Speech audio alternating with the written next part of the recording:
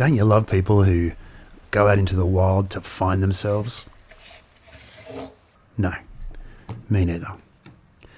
That's why all I wanted to do was recreate an adventure that I'd had 30 years earlier in my life, which is last century, if you can believe that. That's me there looking like a young beluga whale without my beard. And though I told everyone, even myself, that I wasn't doing this to prove anything to anyone, turns out that was a lie. And so you're about to see a slightly weird story. Well, it's two stories really. It's the story I filmed, which was the one I also tried to tell myself while I was out there, and the real story, the one I actually experienced. Both stories begin full of confidence.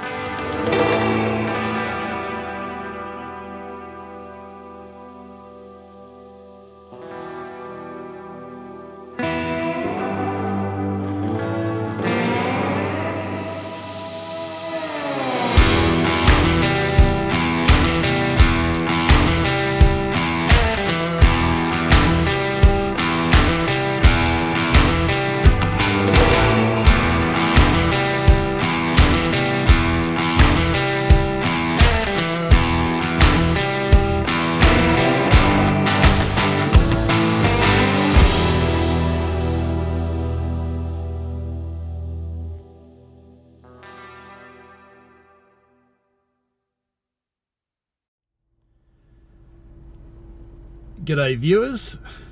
Well, I've just arrived at the very deceivingly named Roadhaven just outside of Marulan. Actually, it was alright, it's not too bad. So, I don't know, yeah, I've probably been travelling about 2 hours, and about half an hour ago I found that I did that, one of those big sighs, you know. I don't know if you know what I mean, but like my dog does it when he gets on the couch at the end of the day. And I finally found that, yeah, it took a little while. I was a bit stressed getting out of there this morning, but yeah, just starting to feel like just excited now about getting up into the mountains and throwing that massive backpack on, and hopefully catching a few fish and getting a bit wild. So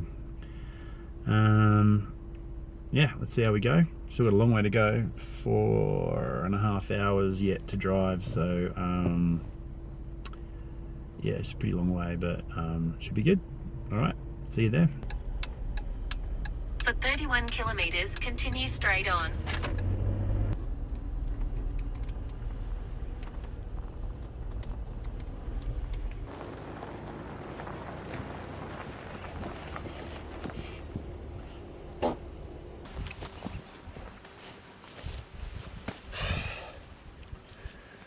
Yeah, so one thing to look out for when you're looking at backpackers is the really good ones. The really good hikers, you know, they pack everything inside their pack. You know, they don't see a lot of stuff strapped to the outside. You know, it jingles around and buggers you around with your balance, and obviously it can fall off and get lost, etc., etc. So you can always tell a really good outdoors person by the fact that everything in their pack is really contained within that pack. So yeah, just give me 5 minutes to go and strap a whole bunch of crap to the outside of this one that I couldn't pack in last night, and we'll be on our way.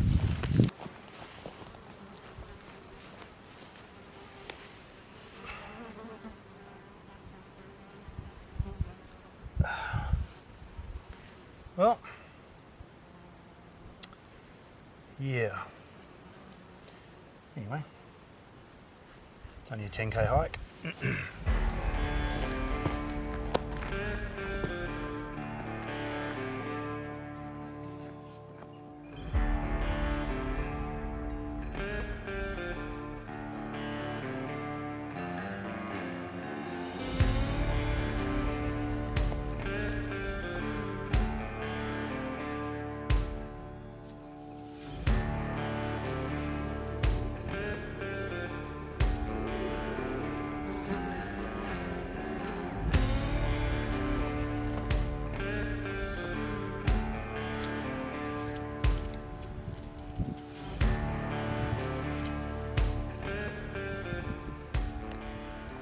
Righto, 1k down, all uphill. Another 9.5 to go. I'm a bit worried about what I'm going to find when I get there. Massive storm, massive storm last night, day before I came down, which is no surprise. My brother-in-law, every time there's a storm, has taken to calling me and asking if I'm actually going fishing. But every stream I went past on the way up here was really big and flowing really hard and really dirty, so. But they were all sort of lowland farm streams. I'm hoping that because I'm getting up into the sort of the alpine part of the Snowy Mountains, hopefully it'll be up, I'd say, but hopefully it's going to run clear. Otherwise, it's going to be a lot of walking for nothing, but fingers crossed, and great to be out there.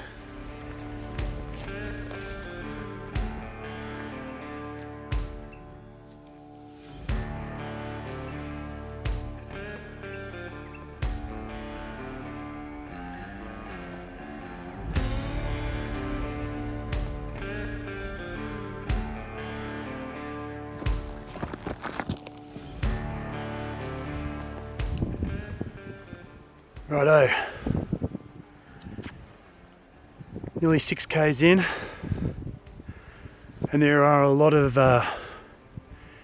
technical Australian terms used to describe how I'm feeling right now. Rooted is one, gassed, stuffed, busted gut. My dad's favourite is I think I may have busted a kafufa valve. A lot of hills, and I came in the middle of the day, which makes it tough. It's hot, and you know, I'm halfway towards a century, so legs aren't as young as they used to be. So about another 5k's to go. Oh.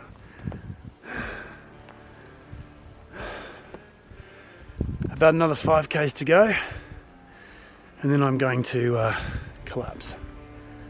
All right, onward.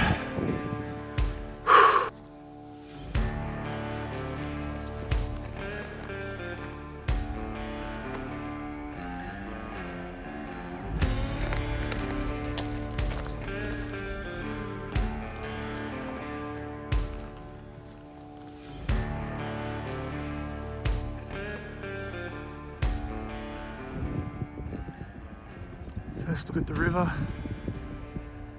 It looks amazing. It looks big, but amazing. I am absolutely knackered. Spent. Nothing left to give.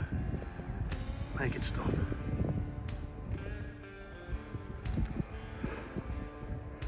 I'm pretty sure this is where we took the photo, Benny, somewhere here.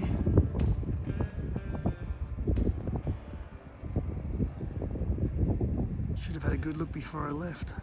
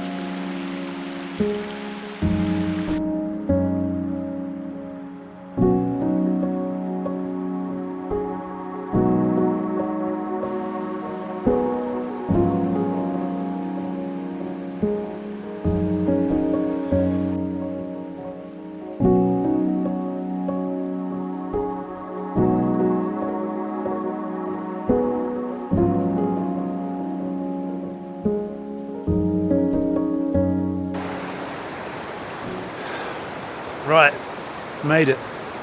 And I can honestly say that nearly killed me. I was composing dying last gasp video messages to the kids and the whole deal. Oh Lord, that was a hard walk in. Ended up being about 11.5 k's, and I packed way too much stuff. But anyway, I've got it now, and the camp is everything I remember. In fact, it's more beautiful than I remember. It is just stunning, this little valley all to myself. Huge big pool here with, I'm not sure if you can see them, but there's literally trout rising in the pool behind me. The river comes down the mountain there, and then you've got a little tiny stream. So you got a little tiny stream coming down there, and then it continues on down the way down there. It is a super special part of the world. If you're going to pick a place to have a major heart attack, this will be it. So let's see how the night goes.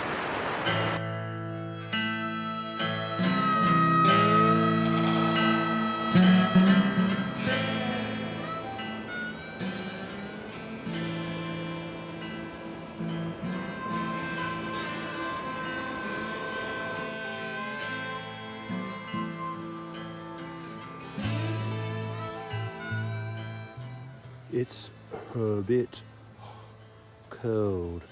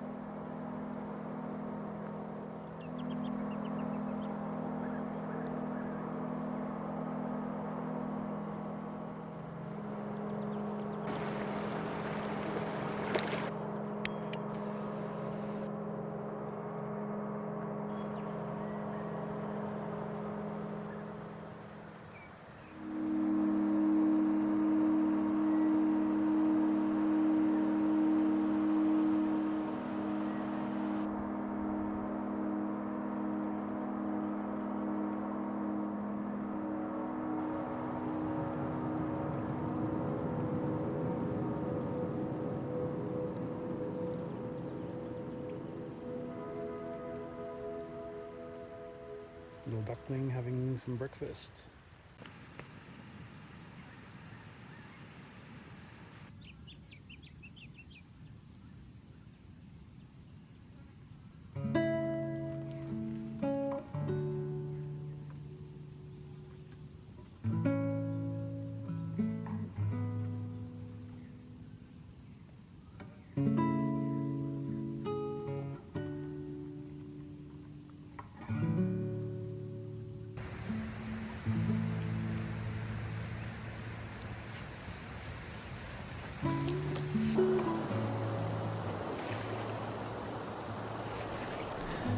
So what you've seen to this point is the story that I pretty much wanted to tell, the one I'd planned in my mind for months. But as I stepped back into this river that I last fished as a 27-year-old, the wheels were already falling off. Firstly, from a physical standpoint, I was pretty cactus. Somehow during the walk in, I'd torn the meniscus in my right knee. I didn't know that at the time. All I knew that it felt like there was a piece of broken glass or something bouncing around in there, and it was causing me all sorts of dramas. But the bigger issue was what was bouncing around inside my head, to be honest. As stupid as this sounds, I'd really built this place up in my mind as like some kind of time capsule. Like I genuinely expected my youth, or at least the feeling of my youth, was just going to be waiting for me here when I arrived. What was actually waiting was, well, it felt more like a kick in the nuts, or the knee and then the nuts, which was quite the letdown. Ironically, the time capsule part was actually kind of true. You know, the river and the valley itself seemed basically untouched by time. It was exactly as I remembered it. But what hurt was the realization that the only thing that had really seemed to have changed at all was me. Just made me feel old and, I don't know, more annoyed than inspired.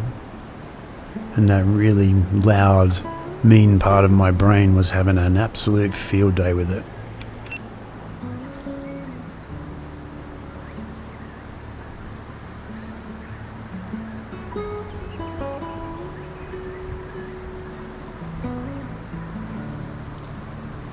Normally the solution to this kind of mental nonsense in my life is fishing.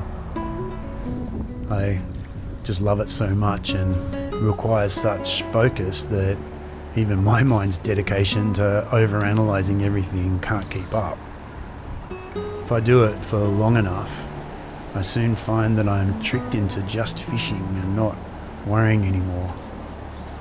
That instead of a fish, I've caught a moment of peace and quiet from my head noise. But even though the river was filled with the most beautiful little trout you could imagine, rising and hungry, that quiet mind I was hunting for was proving very tricky to catch that day. Gorgeous. No matter how hard I'm trying to sell it to myself.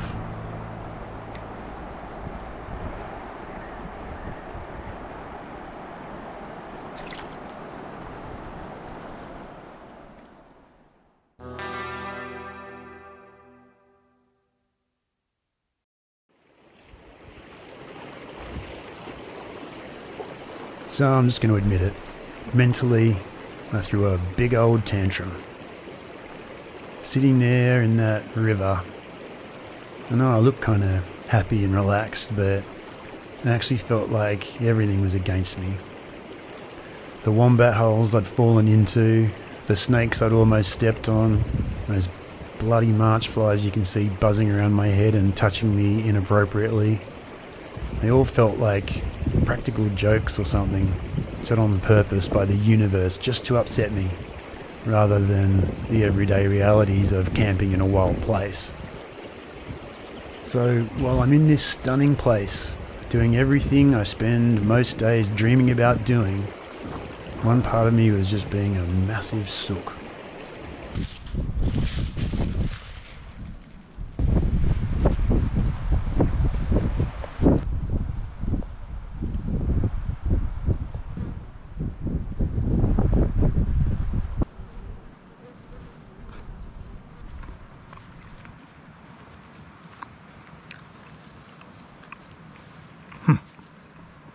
Gourmet.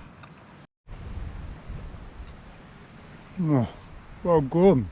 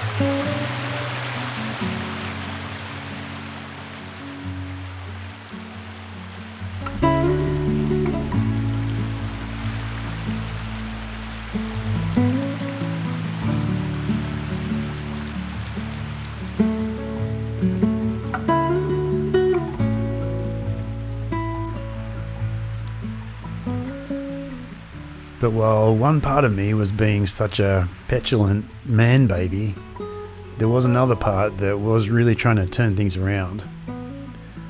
That part was steadfastly focusing on all the good stuff. How good it is to hear no other sound than the movement of the river and the crackle of a fire. How damn good whiskey tastes out of a hip flask. It's a mystery as to why, but it just does. I didn't ever, even once, admit on camera how I was really feeling. Like I refused to admit it or something. I don't know why. Because the crazy thing is, I'm completely alone. So the only person I'm trying to fool with this dog and pony show is me. My brain trying to 3-card trick itself.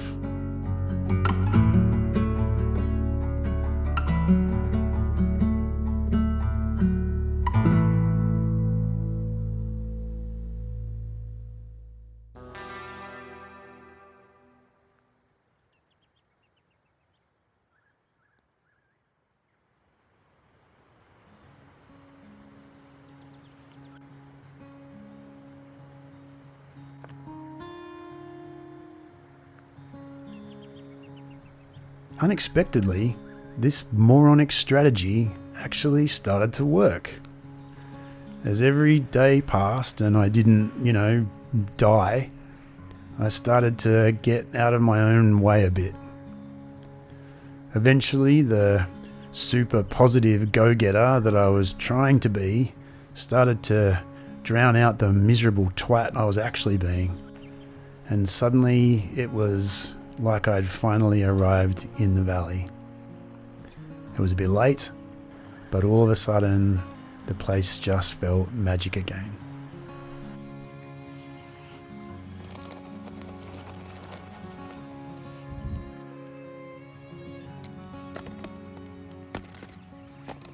It was pretty cold last night.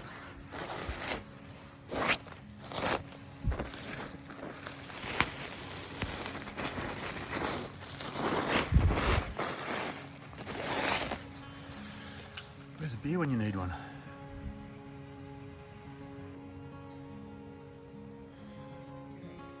That razor reed, razor grass, has cut all my fingers, and they've all opened up overnight, just like 1,000 little tiny razor nicks. They don't hurt, but man, do they bleed. They're just bleeding on everything. Pain in the ass.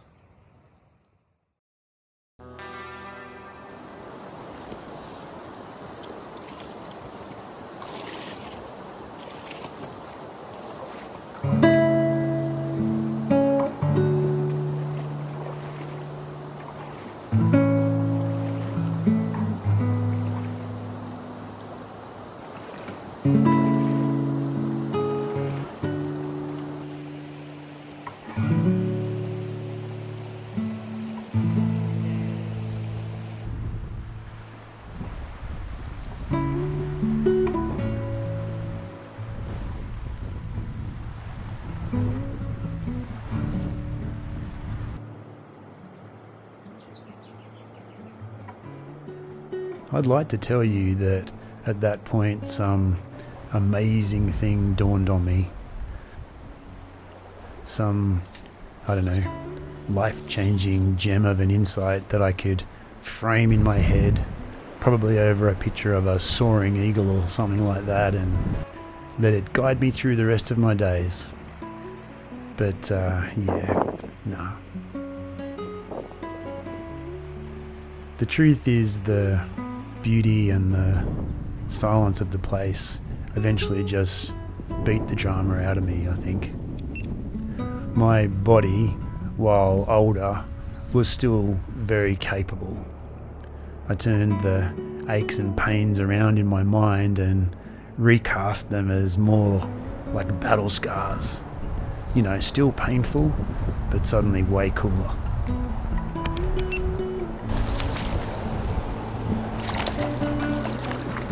It's amazing how all this can happen inside one dork's head, eh?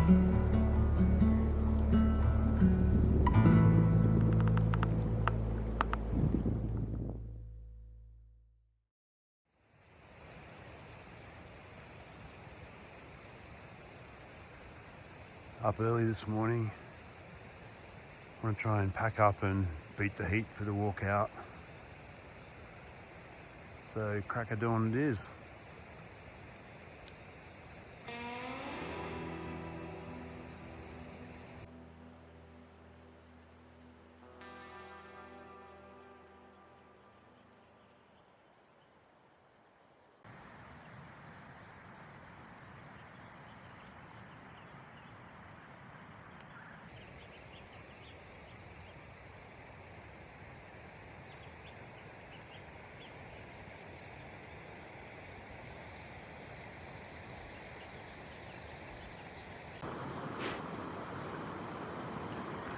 And that, my friends, is the correct way to leave a shit in the woods. So you can't find it. One of my best.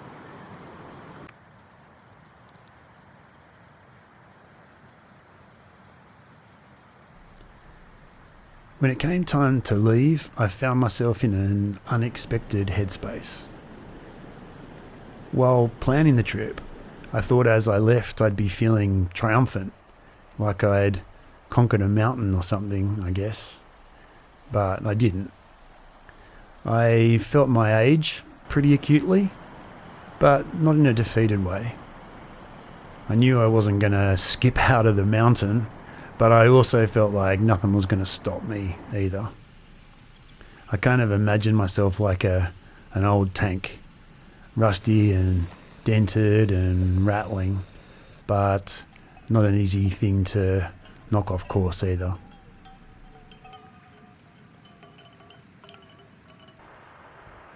Morning. Well, up early trying to beat the heat today to get out of here. Big walk ahead of me, and yeah, now got coffee in me and breakfast. Everything's still a bit wet and frosty. It was a freezing cold night overnight, so still trying to pack everything up, but shouldn't be too long now. And then back on the trail. But yeah, good coffee, beautiful morning, absolutely stunning morning. I don't know if you can see all this, but just gorgeous. Wasn't quite as nice at 4:30, but it's good now.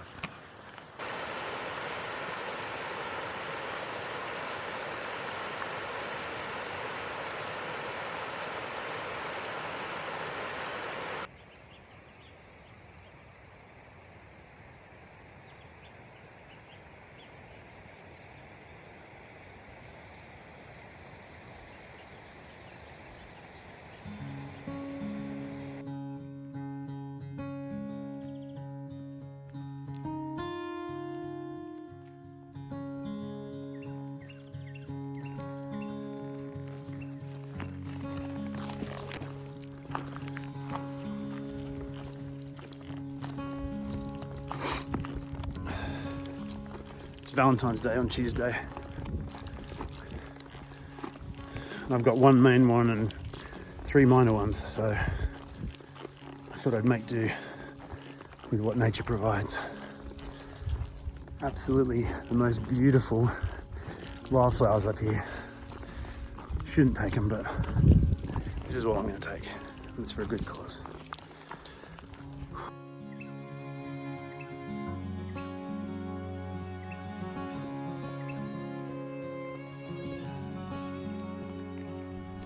So as for the pilgrimage, was it even worth it?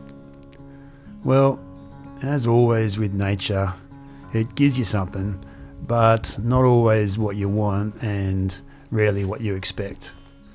It's like an old mate who knows you well enough to tell you the hard truth, I guess. I came away not refreshed exactly, but with a punchy new understanding of this older version of myself.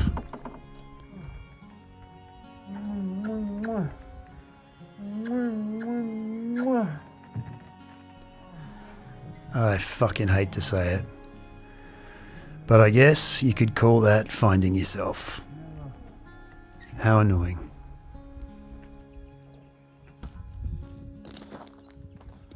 I'm sorry you had to see that.